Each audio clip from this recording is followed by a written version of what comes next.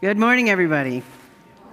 Our praise and worship songs this morning are There's Room for All, number 76, and Perpetual Praise, number 1, both in your sing book. You can find them under your seats. There's rhythm instruments in the back there. Run and go get them if you'd like. And finger labyrinths. So let's stand as we are able in body and heart and sing together.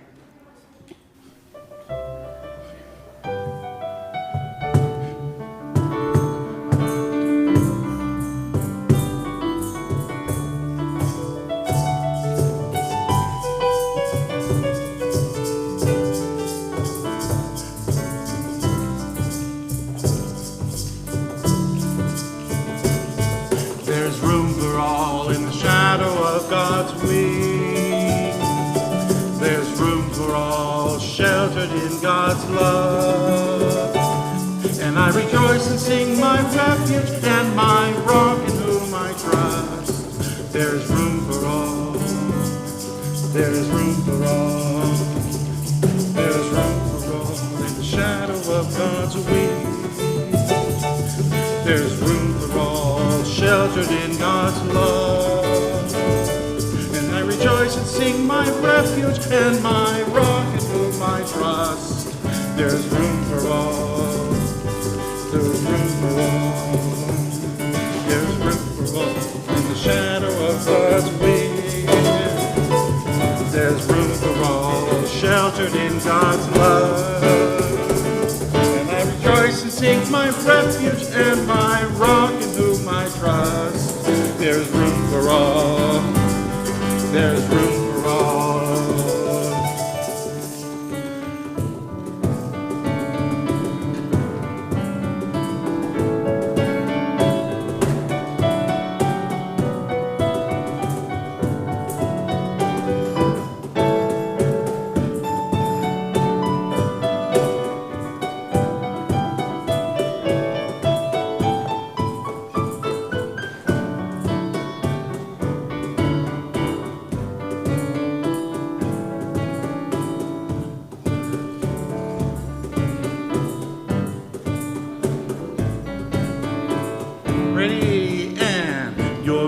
Blessings are new each morning, and when it's dawning, we sing your praise. From early morning to restful evening, our grateful hearts sing praises.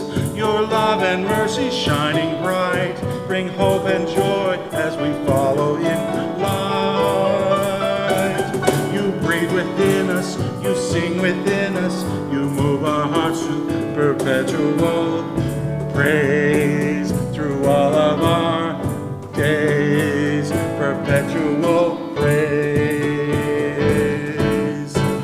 Your many blessings are new each morning, and with each dawning we sing your praise. From early morning to restful evening, our grateful hearts sing praises. Your love and mercy shining bright, bring hope and joy as we follow in your light.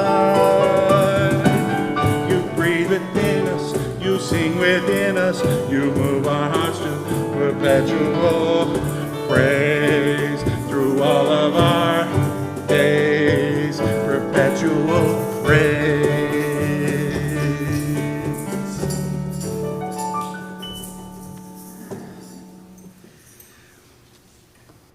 That's a tough song to play instruments to, isn't it?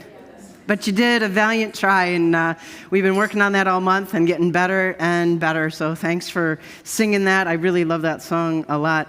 Welcome to all of you who are in the building. Welcome to those of you who have joined us online. We're glad to have you with us and participating as we co-create this sacred and holy moment together. This August 7th and August 14th, we're going to be having new member classes.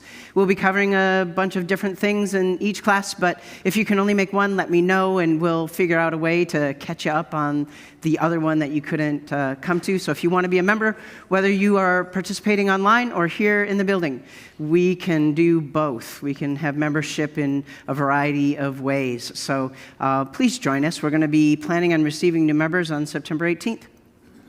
I have some good news to share. We have hired our new office manager / social media guru.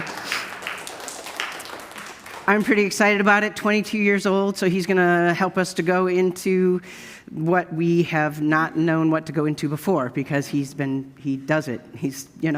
That's his jam. So I'm excited and hope that you will be too. He'll also be coming with his partner to services. So that's going to be a lot of fun too. So now, why did we come here today?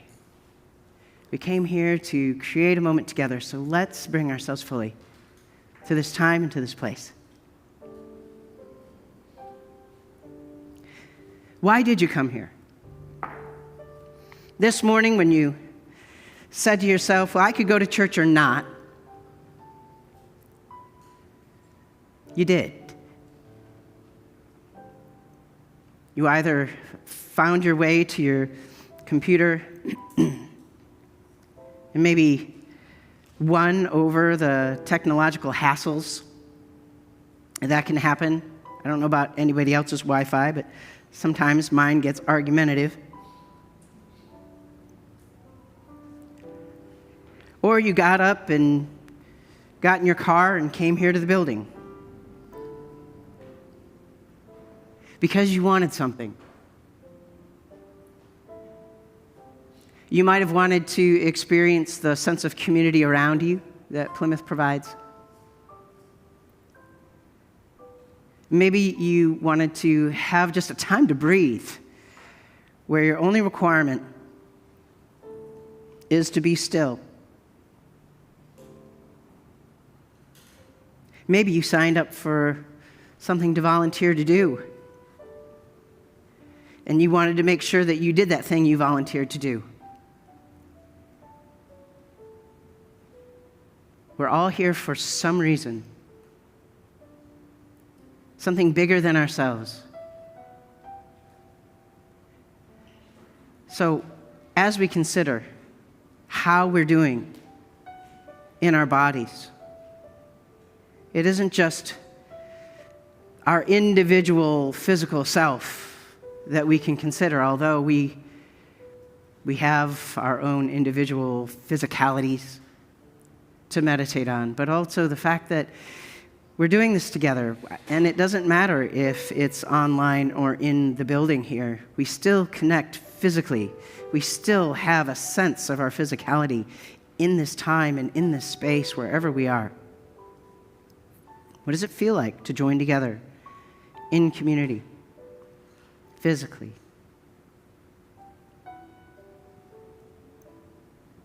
How does it strengthen you? How does it give you energy?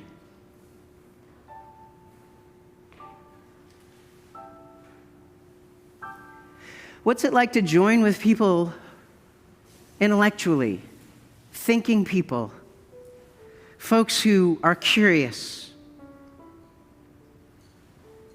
that are curious with you, seeking, that want to be stimulated in your mind, maybe even provoked out of a smaller space into a larger space of thinking, of understanding, of contemplation?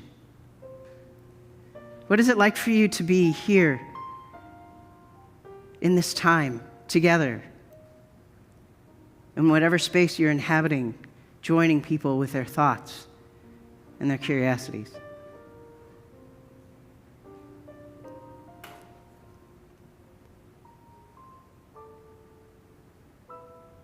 What are your emotions saying to you as you reach out into this greater space for community?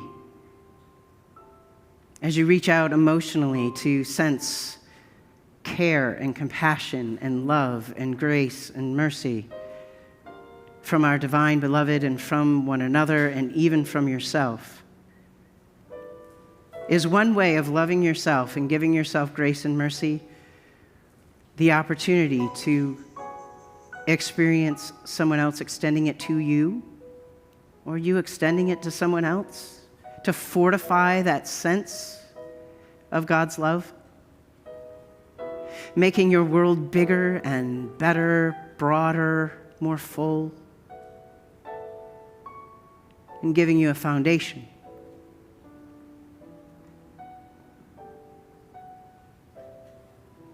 We come here gathering spirit to spirit as well,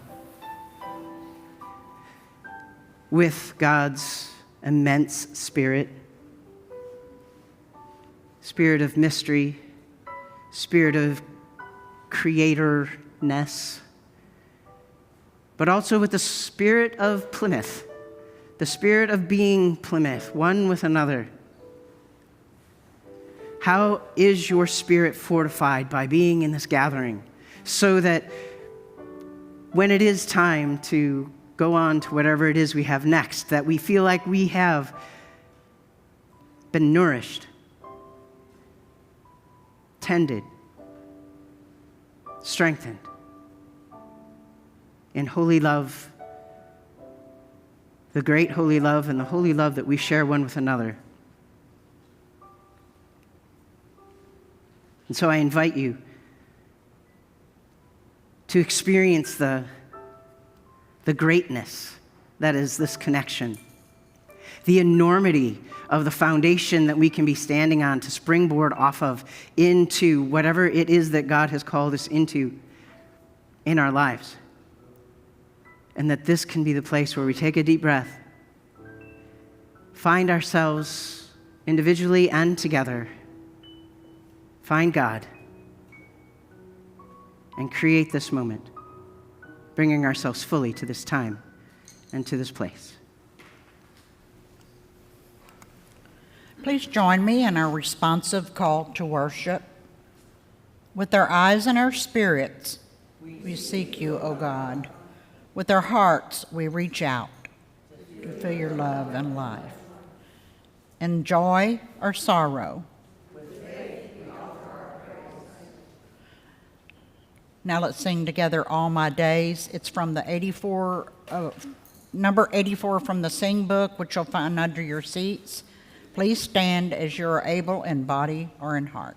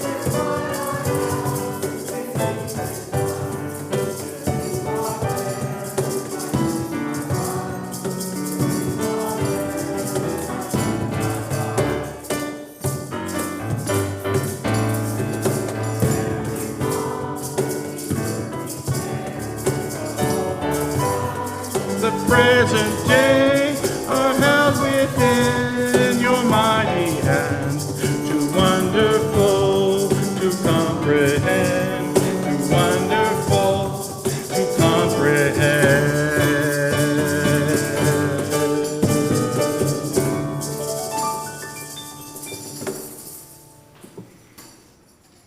You may be seated. Our first biblical witness today is from the Gospel of Matthew. It comes from 23, verses 16 through 24. Jesus is talking to some people, and he says, "Woe to you, blind guides, who say, 'Whoever swears by the sanctuary is bound by nothing, but whoever swears by the gold of the sanctuary is bound by the oath.' Oh, you blind fools. For which is greater, the gold or the sanctuary that has made the gold sacred? And you say, 'Whoever swears by the altar is bound by nothing, but whoever swears by the gift that's on the altar is bound by the oath.' How blind you are! For which is greater, the gift or the altar that makes the gift sacred? So whoever swears by the altar swears by it and by everything on it. And whoever swears by the sanctuary swears by it and by the one who dwells in it. And whoever swears by heaven swears by the throne of God and by the one who is seated upon it. Woe to you, scribes and Pharisees! For you tithe mint and dill and cumin and have neglected the weightier matters of the law, justice mercy, and faith. It is these you ought to have practiced without neglecting the others. Oh, you blind guides, you strain out a gnat, but swallow a camel.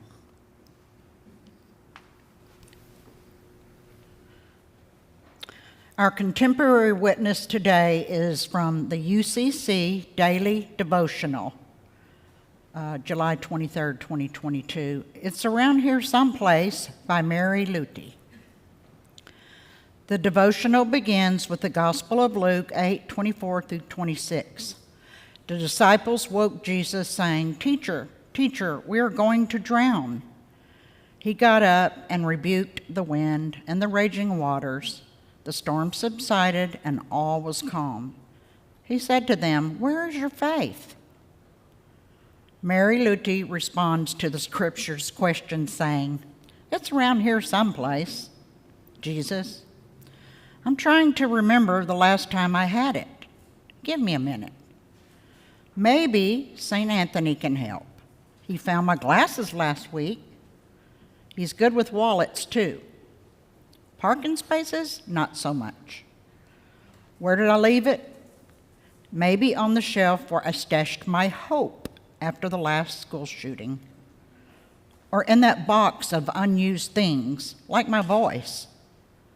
Or in the drawer of shiny gadgets meant to make life a breeze, like thoughts and prayers and a sense of my own innocence. By the way, thanks for asking. I may not have realized it was missing otherwise.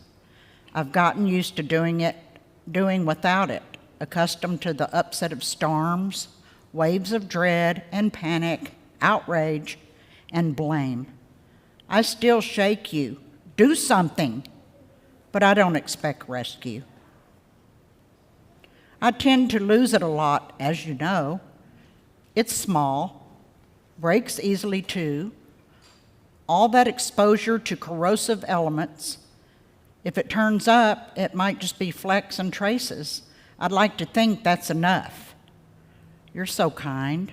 Mustard seed, you said, even the smallest. Still, I promise not to be so careless going forward. Well, I'd better not promise. I can be careless with promises too.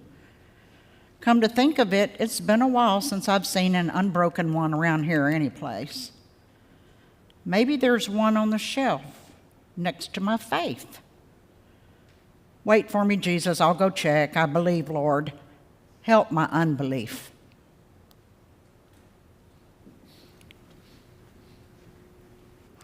The UCC Daily Devotional is something that we use with some frequency here, and that one, I have to admit, is one of my favorites. It makes me want to say, okay, let's have a small group session. Let's go into breakout rooms and talk about, where is your faith? How are you doing? Have you been able to find it? Is it broken? Is it in shards somewhere? Is it next to the shiny things that you bought that you thought would make your life better? All of those questions, I think would be great small group questions. And we can't do that this morning, unfortunately, but I want you to think about it. I'm going to go back to the biblical witness first. Justice and mercy and faith. I want to talk about those. Jesus calls those the weightier matters. They take priority. Not the beauty or the value of the sanctuary or the church. Not the gifts we give, money or otherwise. Justice. Mercy. Faith.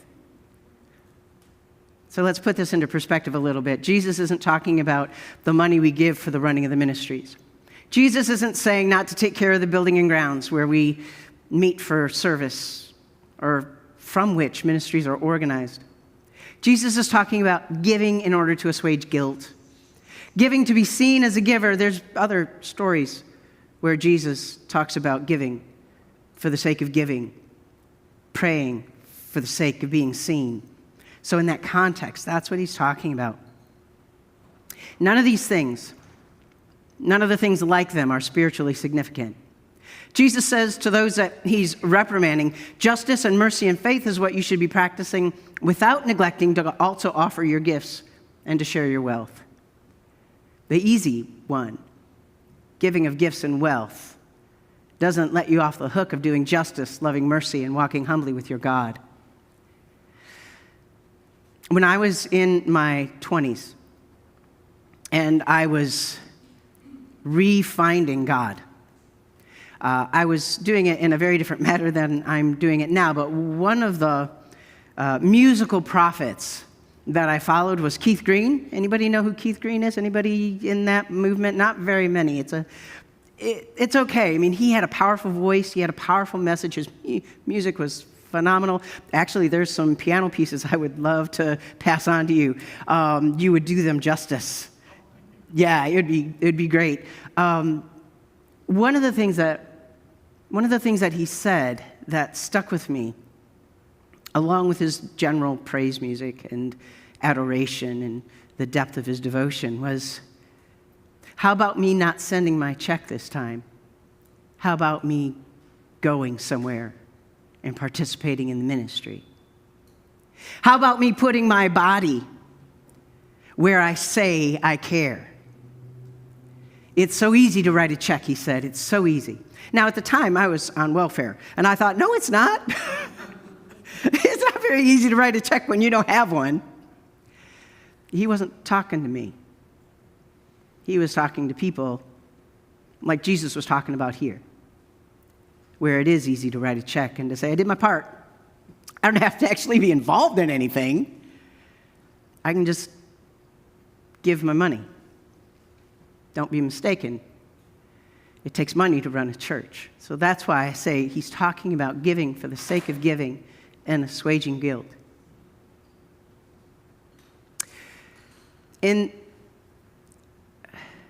What was I saying? I totally went off script. So it doesn't let us off the hook of doing justice, loving mercy, and walking humbly with our God. In this teaching, Jesus is expressing a more progressive type theology than the leaders of his time. He wants people to think about these weightier matters. What's inside the actions that we take? What's our motivation? What inspires us to do what we do and to think what we think? Is it justice? Is it mercy? Is it faith? Not that they're supposed to be only one or the other. They're not to be separated. Justice without mercy and faith can become harsh, vindictive, retributive. Justice in this case isn't talking about punishment. We're talking about living justly with a sense of community, fairness. Mercy isn't sentimentality and going soft on wrongdoers. Here we're talking about solidarity, caring for others. Faith is about connection to the divine beloved, being inspired by holy love, believing in something that, well, it can't quite yet be seen, but acting in accordance with the hope that we're working for it to be seen. In our contemporary witness, the Reverend Dr. Mary Ludy talks about her faith. She says she's lost it. Who's Mary Ludy? Why do we care about what Mary Ludy says? Well, she's a retired seminary professor and a United Church of Christ pastor. She's someone who knows something about the pursuit of the divine and living a life in accordance to that pursuit. And here she says she can't find her faith. A retired seminary professor and retired UCC pastor is scratching her head, saying, now, where did I put that? I didn't even know I lost it. That makes me feel better about my own questions. How about you? It makes me know that there's something deeper to this pursuit than pretending like I've got it all together, than acting as if I have no cares in the world because I know that God will, whatever the next sentence would be.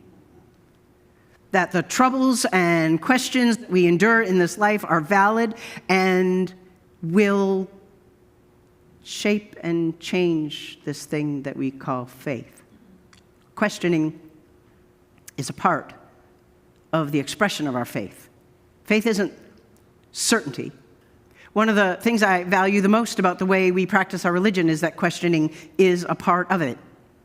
even questioning the presence of faith itself. We question because we're devoted to the weightier things. We don't take for granted that we understand God or the pursuit of the sacred or holy ways or holy actions. Our faith is manifested in our questions, even when, or maybe especially when, our questions are about our own faith. Now, I don't know Reverend Ludi.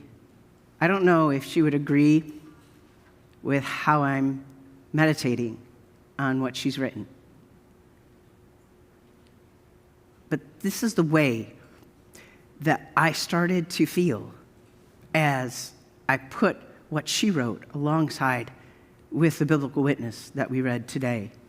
In her meditation, I heard her grief about the unchecked violence that's around us.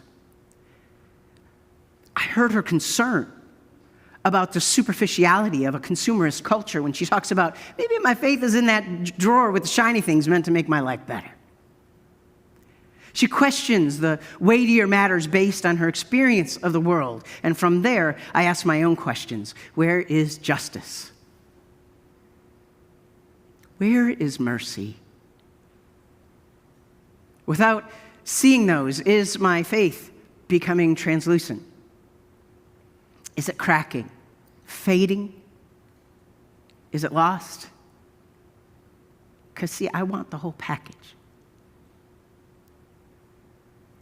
I want my faith to produce works of justice and mercy. I want our faith to produce works of justice and mercy.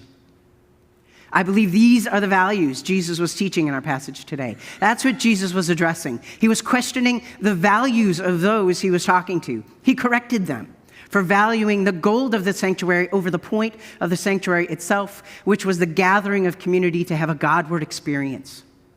He was chastising them for valuing the gifts of gold on the altar rather than the altar, which symbolizes humility and generosity. He wanted to remind them that there was a deeper purpose to their actions, but they'd forgotten. Don't just do the actions. But at the same time, Jesus says, don't not do the actions. Do it all. Don't forget the point. Do them for the deeper reasons, not for the actions themselves. These deeper actions aren't to please God. They aren't to gain points with God or to keep out of trouble with God. Justice in the form of living in a just and fair way is for the sake of the community. It's for people. Mercy, being compassionate, seeking solidarity, and living in kindness is also for community. It's for people. These aren't things that an all-powerful God needs. It's what God wants for us to experience with each other, to expand our understanding of things like goodness as we become more fully human, which is a sacred and holy journey. There's a lot wrong in our societal systems. I don't know if you've noticed. A lot of abrasiveness. Where does faith belong at times like these when it feels like we're fighting an uphill battle without the tools we need to comfort?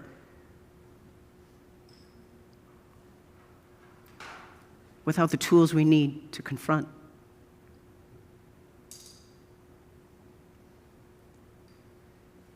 For me, faith is the impetus for action. It reminds me that I believe in hope, that there's something bigger than myself. Yes, God, absolutely, but also us. The connection between us is real. It's as much my spirituality and my understanding of holy love as any individual experience that I've had with God. I've had some fantastic individual experiences with God, meditating and praying, feeling the presence of holy love surrounding me, getting inspired for ministry or getting inspired for understanding the depth of who I am, being made in God's image. Wonderful, wonderful experiences, mystical even. And it matches in depth and in power with the incredible experiences I have had in community, sharing love and sharing ministry, being compassionate, being in the midst of the fray with you and rejoicing with you at the good things. One is not more deep than the other. Community is as much my spirituality as my individual relationship with holy love. What should we prioritize? What do we value? Each other. We should prioritize the rightful treatment of each other. We should value the compassion and connection we share. This is what I hear in what Jesus is saying in his progressive theology. The Godward understanding that he was teaching. Our gifts, our ministries, our actions undergirded by the weightier matters which motivate us, bring us closer to holy love, while they connect us to each other. In this way, let us look forward and anticipate a brighter tomorrow, which is faith. That anticipation is faith.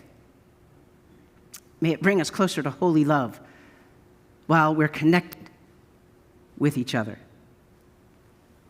May finding our faith as small as a mustard seed be something that we look forward to. Maybe seeing our faith reflected back to us in our actions of doing justice, loving mercy, and walking humbly with our God. My friends, seek your faith, seek justice and mercy. Peace.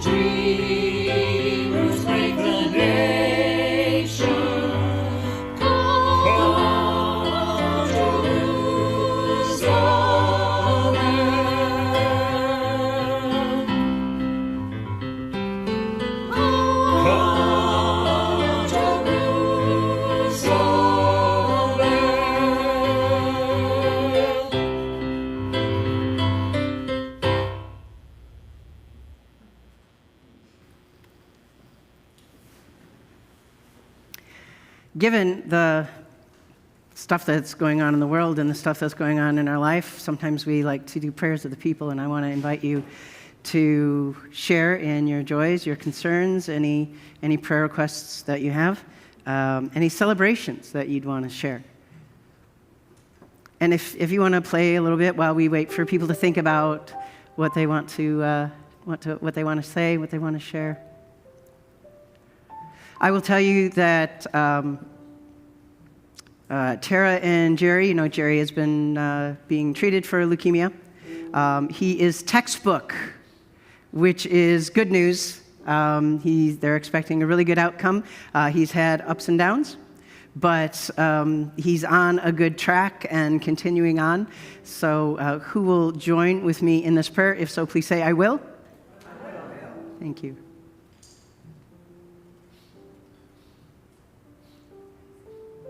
Yes, Alicia. Sorry, I was whispering. I know you all enjoy Mariella's dancing, and I wanted you to know that this last week, I didn't say anything ahead of time, just making sure everything kind of went through. She did audition for the pre-professional program at the Houston Ballet, and we will find out on Friday, and she would love your prayers for a good outcome, even if we're just learning something new about auditioning and trying to meet her dreams. It was, she was on point, no pun intended. Who will join in this prayer? If so, please say, I will. I will.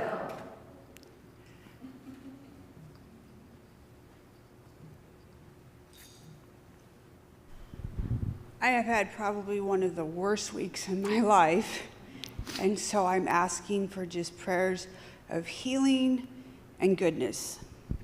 Who will join in these prayers? If so, please say, I will. I will.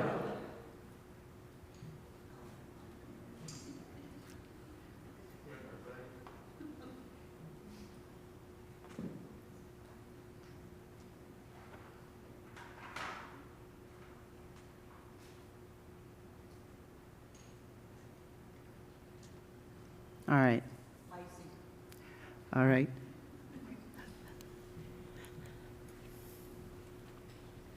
I have joy, as always, when I come in on Sunday morning seeing Mac, Marshall, our angel out there, Angel, but also my Plymouth family. It's always a pleasure to see your faces. It brings me joy. And also new visitors today, I believe. Thank you. Hope you come back. Who will join in this praise? If so, please say, I will. I will. If there's no other, let us join our hearts. I'll take your. Thank you so much, Lacey. Let's join our hearts together. Holy love, we thank you for this community and for the way that we seek the weightier things as we live out actions that we believe that we're called to do. We lift up all that's in our hearts, all that's been spoken and all that is unspoken. We offer them up to you together and let them rise, in a sense, together with all these prayers joining and undergirded by the goodness that happens in life, the things that are praiseworthy, whatever is of good report. And as we think on these things and acknowledge all the prayers that we have in our heart, all the needs that are true in our world and in our society today, we believe that your Spirit working through us can make a difference. And we're counting on that. And we ask that you would help to inspire us more fully. Help us to see the connections that can be made as we do this thing that we call ministry, which is to say service. Help us to make those connections in practical ways and in prayerful ways, doing all of the things, not just erring on one side or the other, but yet not seeking to be perfect, but being fully fallible and even broken, and embracing our brokenness and our finitude so that we can rely on you more and more. we do this work because we feel like it's important. We live our lives the way we live them because we want to be honorable. We want to be good people. We want to be followers of the path and the teachings of Jesus. We want to make a world that we want to live in together and to catch those who might be falling off the end of it because they're being pushed. So help us, holy love, to be holy love to all that we encounter and to each other. And because of that, the fact that we do this work together as a community, let us lift up our voices in these words of prayer, saying, "We are holy and beloved by God. Because of this, we clothe ourselves with compassion, kindness, humility, meekness, and patience. We bear with one another, and if anyone has a complaint against another, we forgive each other, just as forgiveness and grace have been given us. Above all, we clothe ourselves with love, which binds everything together in perfect harmony. We let holy peace rule in our hearts, to which we are called in this one community of Christ's body. As thankful people, we share our lives with one another, sing praises, and pray. May the hopes in our hearts and the work we do in ministry add to the love in the world. Blessed be."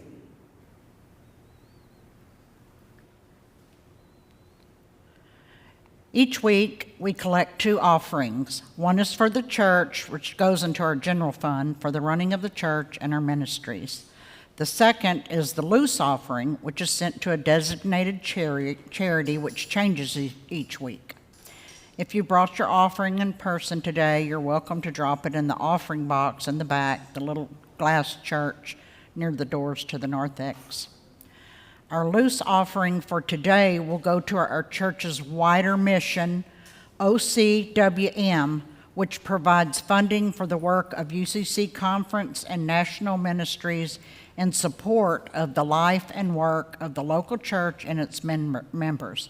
All of our OCWM money goes to the South Central Conference. The South Central Conference gives them 16% of all its OCWM money to the national UCC. OCWM is one of our 5 for 5 offerings on behalf of the UCC.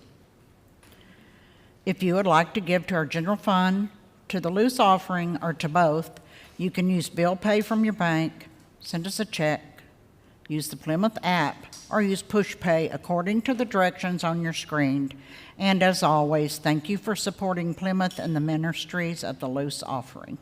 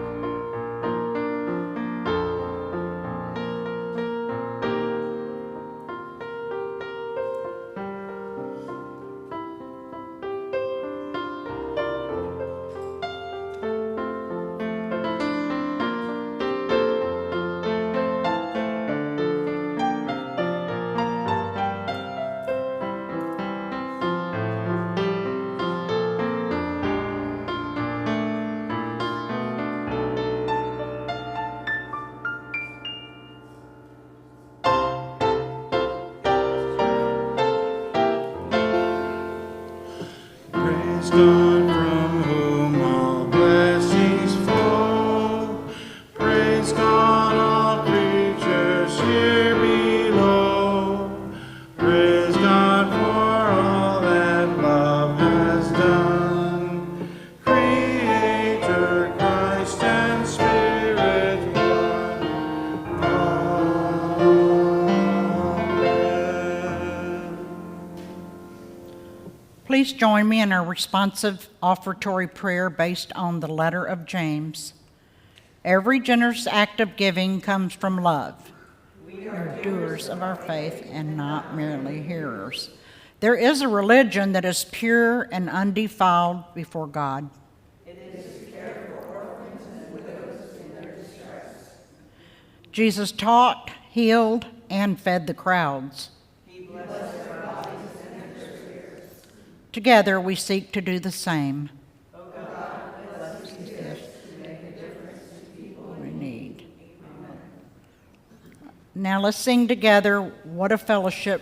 It's number 471 from the New Century Hymnal Book, which you can also find under your seats.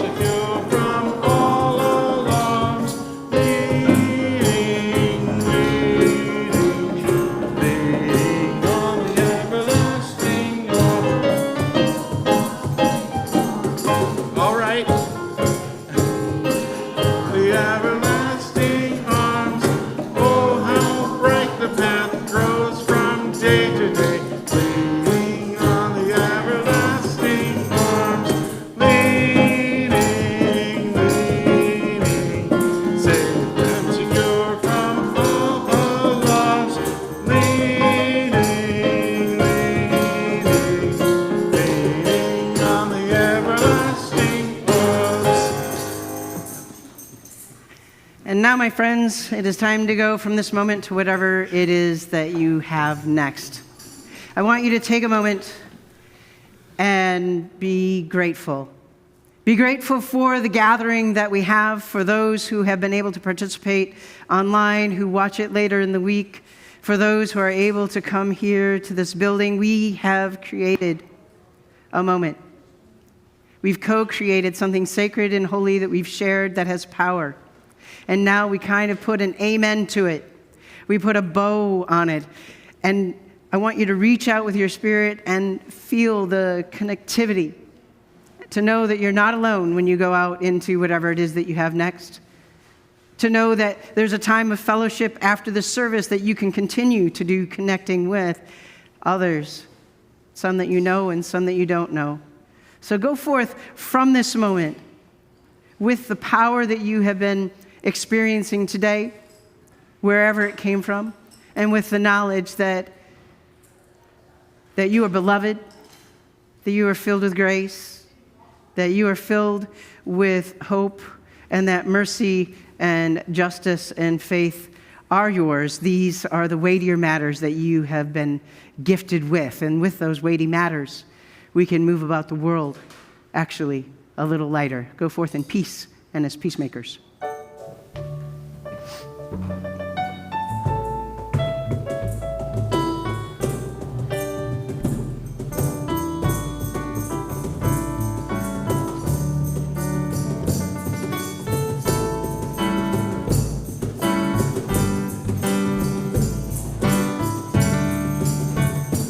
Lord, prepare me a sanctuary, pure and holy, tried and true. With thanksgiving, I'll be a living sanctuary for you.